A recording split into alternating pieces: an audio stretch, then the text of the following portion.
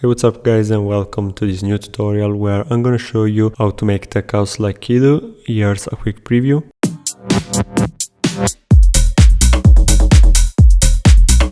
So before starting with this tutorial, I would like to remind you that all of the samples are from our pack Isolate Volume 3, which is a minimal tech house collection that includes one-shots, loops, midis, construction kits and much more that you can check out from the link in the description below. So on the first channel we have the original track.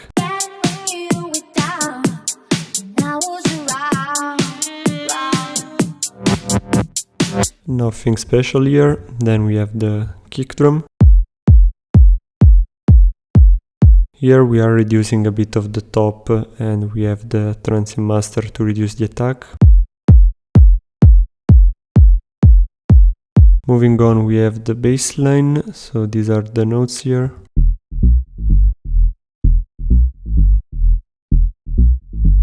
The preset is Desert 13. What we've done here was just reducing a bit of the envelope. As for the processing, we have a first EQ, cutting the very top. Then we have a Pro Q3, which is reducing a bit of the 32 Hz, which is the frequency where the kick is hitting, and it's boosting a bit on the 150.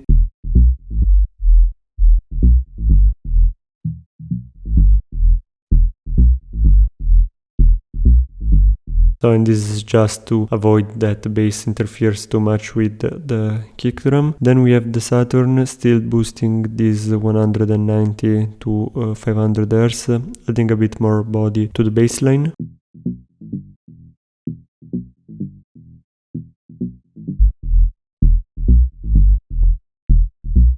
As you can see, we are using some clean tube distortion together with the boost here of the mids. Then we have another saturator, this time is the Ableton saturator. A bit of compression, around 4 to 5 dB.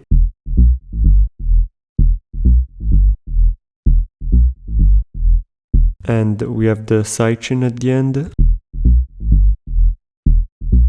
So moving on, we have the drums, starting with this snare. Not a lot of processing here, just a low cut. Then the snare is layered with this clap. Here we have once again a low cut. We have a transient master, which is reducing the attack and increases the sustain, since most of the attack is coming from the snare.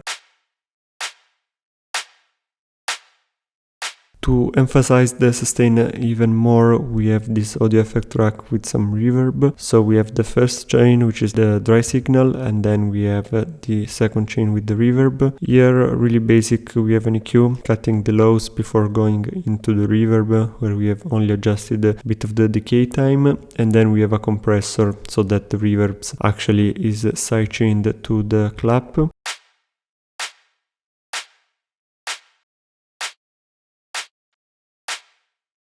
Moving on, we have this open hi-hat. Here, just this one is not doing much, we are just checking the image. Then the closed hi-hat.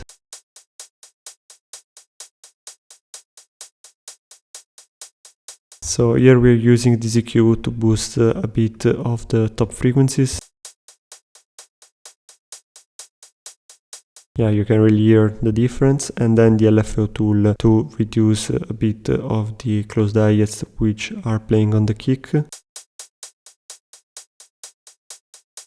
And then we have an hi-hat loop. Here once again we have an imager which is reducing a bit of the stereo width.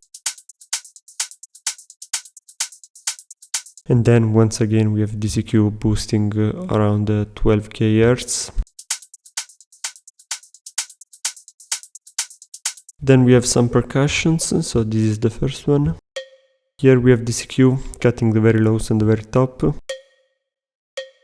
And as we did for the clap, we have some reverb here, so the first chain is dry, and then we have the reverb. Here is more or less the same, so we have an EQ, the reverb with a bit more decay, and then the compressor which sidechains the reverb to the percussion.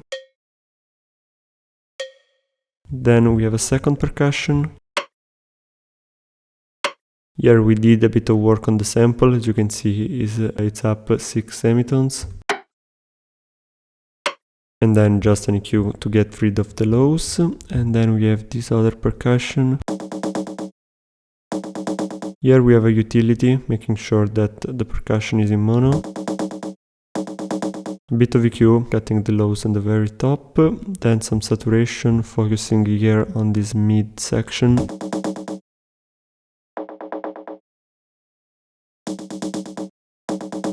As you can see, we have some clean tube saturation with a boost on the mids. Another EQ to get rid of the extra lows and tops that are added with the saturation. Then we have a bit of transient shaping, so we are reducing the attack. And at the end, the LFO tool for some sidechain. Yeah, and basically that's all for this tutorial. Now you can hear the full result.